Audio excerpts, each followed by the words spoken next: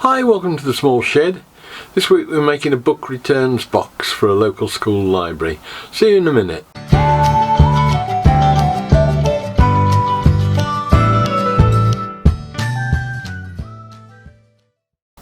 So we had a school contact us at Menning Sheds just before, I think it was around Christmas time, wanting to know if we could make them a book returns box for their library. It's basically a large box with a letterbox slot in the top that the pupils can return the books when there's no one around, presumably. I was a bit worried that just effectively throwing them in a box wasn't the best thing to do for a book, but actually when I look into it, they've got foam rubber in the bottom to sort of absorb the shock when they land in there. So we said, yeah, fine, no problem, and Muggins here said, oh yeah, that should be alright, we can do that, without really thinking it through and thinking how long it would take and how big it would be. But we thought we'd have a go at it anyway. So the first step, as ever at Menning Sheds, is to go and see what material we've got that's free, and that helps us, get some returns when they pay us for the box, and at least then we've got some funds to go back into the shed. Right, so first job of the morning is to see if I can find some timber for this book box. See if we can find something suitable in here. Most of the plywood is now used, but that probably is a bit thin anyway. But we'll have a look, see what's upstairs. It's got to be 500 wide, 400 deep and about 700 high, I think. So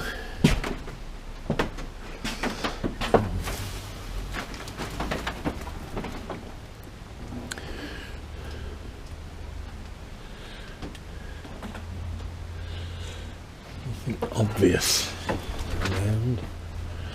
May actually have to buy some. Oh, what we got here? Looks interesting.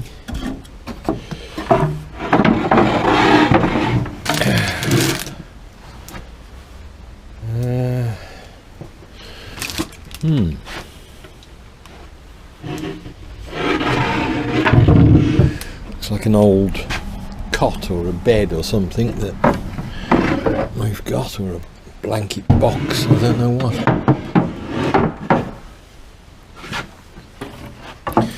That might hold the key.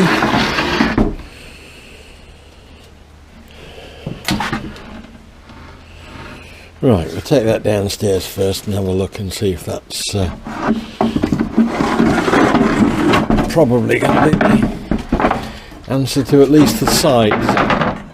At least the sides, anyway.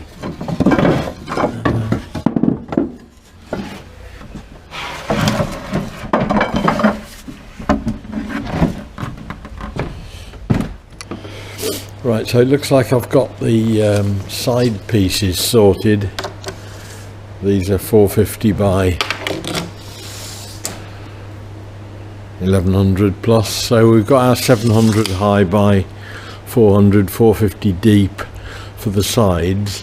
I haven't really got a front and back, I don't think, although I can probably use one of those for the top and maybe even one for the bottom. They're fairly substantial. It's plywood, it's veneered plywood, not MDF, so they're quite strong.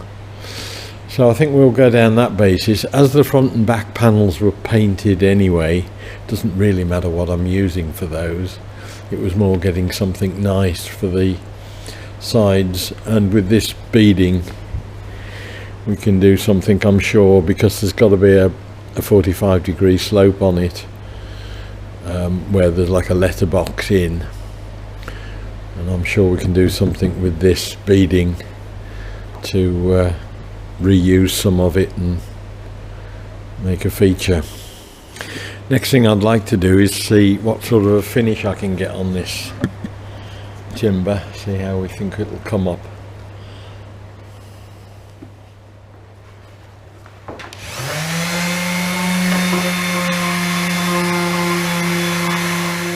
That's come up pretty well. It's nice, nice timber. I think it's oak, I'm not sure. but it'll certainly look good when it's sanded up. A little bit of work perhaps with the scraper in some of the corners, but I think we've got the makings of, at least, as I say, the sides, top, bottom of the box, and we can move it on from there. Now, having gathered all the bits, first thing I'm doing is to strip out any of the ironmongery that's connected to it and keeping it. It may be of use. There are some brass fixings here that are effectively a stud and a keyhole slot that will slide together and make a joint. I don't know whether they'll be of any use or not, but it's silly not to keep them and see how we go. And then after that we'll probably take the legs out, see if I can knock these out with a rubber mallet or something, and move some of these edging pieces. Then I can assess what I've got in terms of material and how much use it's likely to be.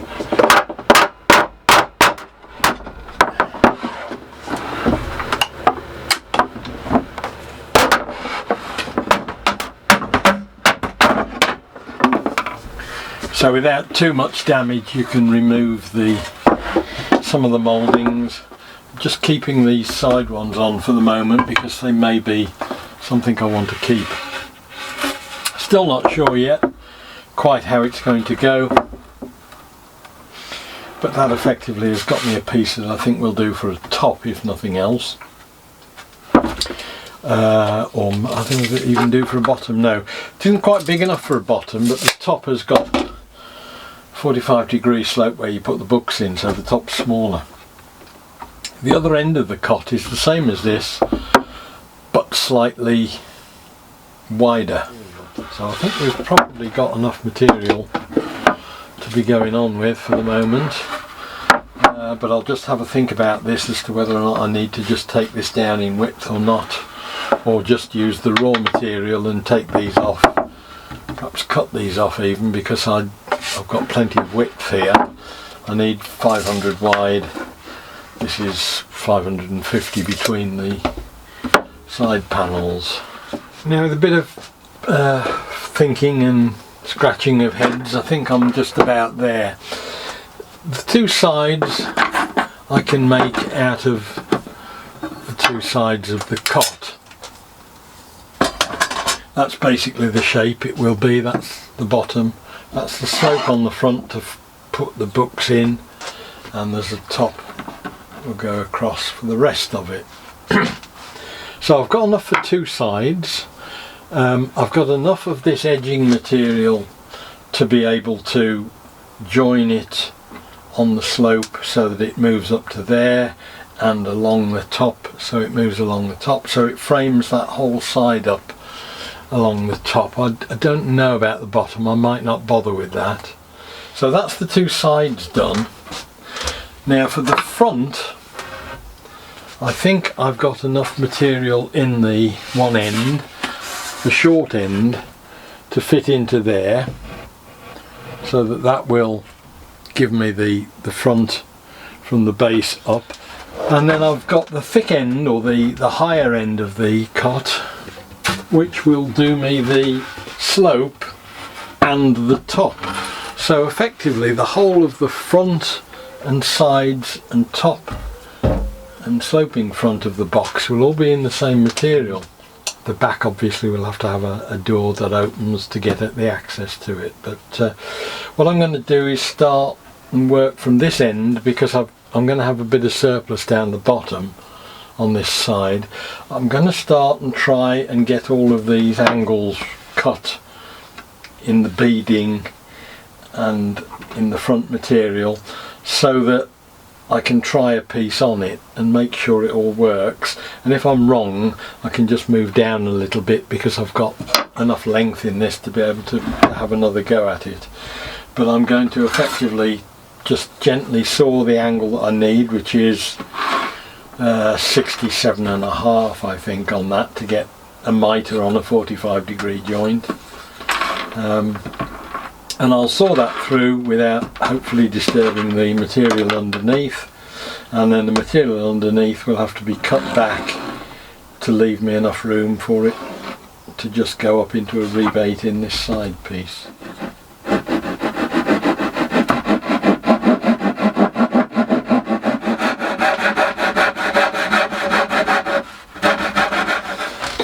when I've got a tongue in there of plywood still, I can just reroute that out as a groove, and then we can recut that and use it for the edging pieces.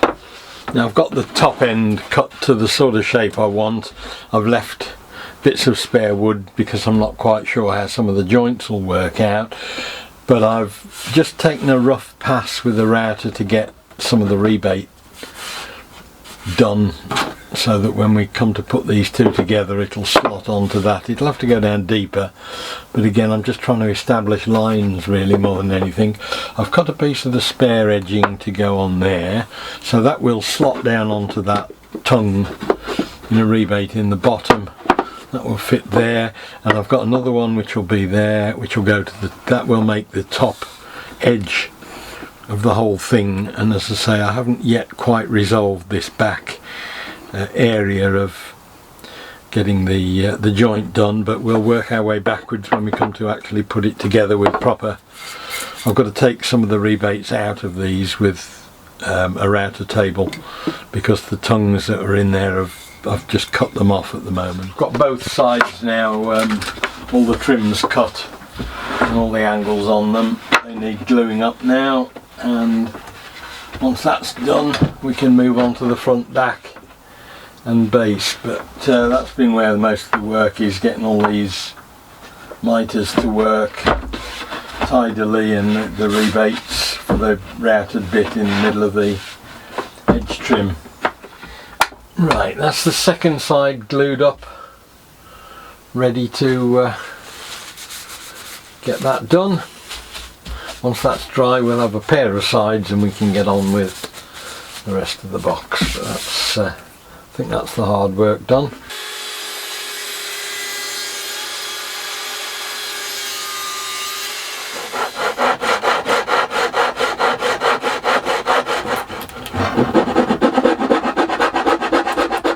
Okay, so I've got the two sides now cut and glued up as I want them, with all the lipping on. I've just cut myself some inner pieces to support the front top and sloping front where the books get posted in. I've still got to cut it to length. I'm pretty certain I know what that length will be, and I've cut all the sides and the front to that length, but I will need, or I might need to just trim a little bit here and there, so I've just left them long at the moment. But effectively now I've got the top, done the 22.5 degree angles on the parts there as well, and that goes there, and then the front will go on there. So with those backing pieces that I can screw through once they're glued in and screwed into the sides, I can screw in the front top and sloping bit from underneath, which will help.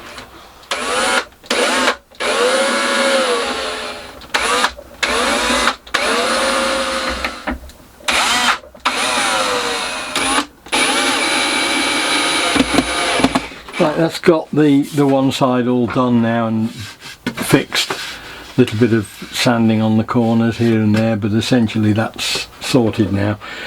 That's the easy bit. Getting the other bit to now fit to this will be perhaps, I think, a bit more of something that will need a bit of finessing here and there. For a start, it relies on both sides being dead the same, which they probably aren't. But we'll put the bearers onto the other side and we'll see how we get on with it. Right, so that's gone together quite well. There's no problem with the joints themselves. I've got to take about 1.5 millimeters off this last tiny bit from about there to there on this side piece here, because it's just pushing these bits further apart. and it won't just quite seat in properly, but other than that I'm quite pleased with it. Bearing in mind that this and this and this will all be painted dark blue anyway. The only wood showing will be the side panels and these trim pieces, so even if it were a major problem, I would be able to fill and stop or whatever. But actually that joint across there is fine, and that one there is pretty much the same with a bit of sanding, and I think we'll get there.